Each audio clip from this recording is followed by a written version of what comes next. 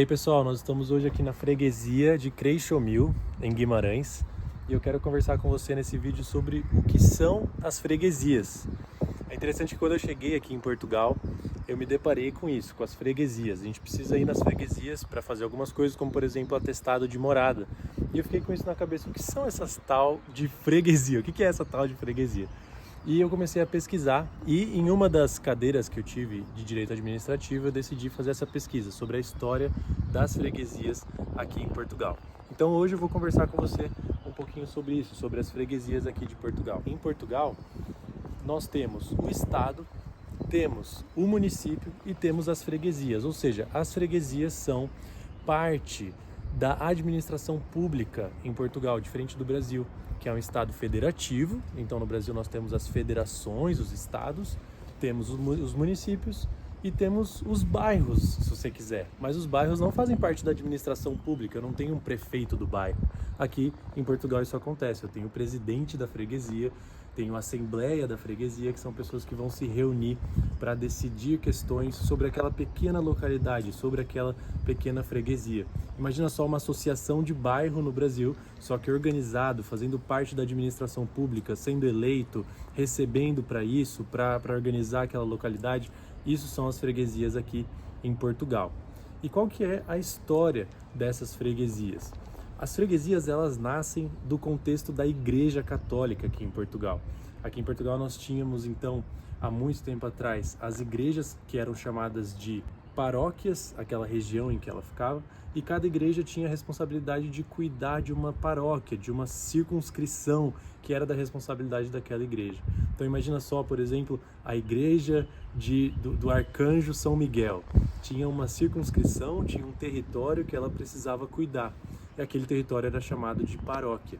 Então ela cuidava, prestava assistência para aquela localização, cuidava também da parte de ensino algumas vezes. E ao longo do tempo, essas paróquias foram utilizadas por Portugal, depois da evolução histórica, para que fosse determinado ali uma região como uma região de freguesia, como é dado o nome hoje. Vou voltar.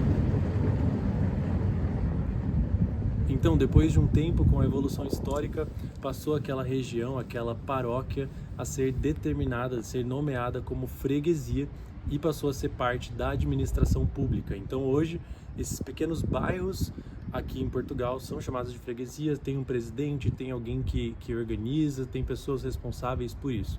Agora, hoje existe uma discussão também em Portugal interessante, que é sobre a utilidade ou não, a necessidade ou não de ainda existirem as freguesias na administração pública. Por quê? Porque existem despesas relacionadas com isso, existem muitas atribuições que são dos municípios e os municípios sozinhos conseguem fazer. Então as freguesias, elas ficam um pouco que a serviço dos municípios, elas não têm uma autonomia muito grande hoje. Então parte da doutrina defende que as freguesias deveriam ter mais autonomia e que para isso precisam de uma autonomia financeira, para que elas consigam tomar decisões ali para aquela localidade, e parte da doutrina defende que não há necessidade das freguesias se desenvolverem mais do que isso.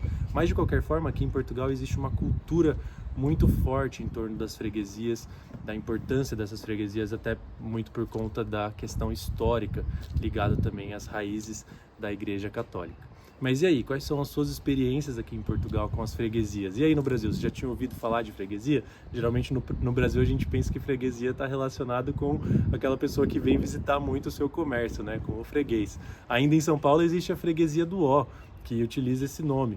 Talvez no Brasil essa mesma construção, essa mesma utilização da administração pública que é feita aqui em Portugal pode ter sido levado para o Brasil, e por isso essas freguesias, como a freguesia do Ó, isso se perdeu com o tempo. Eu gostaria de fazer uma pesquisa nesse sentido também, mas comenta aí o que você acha desse tema.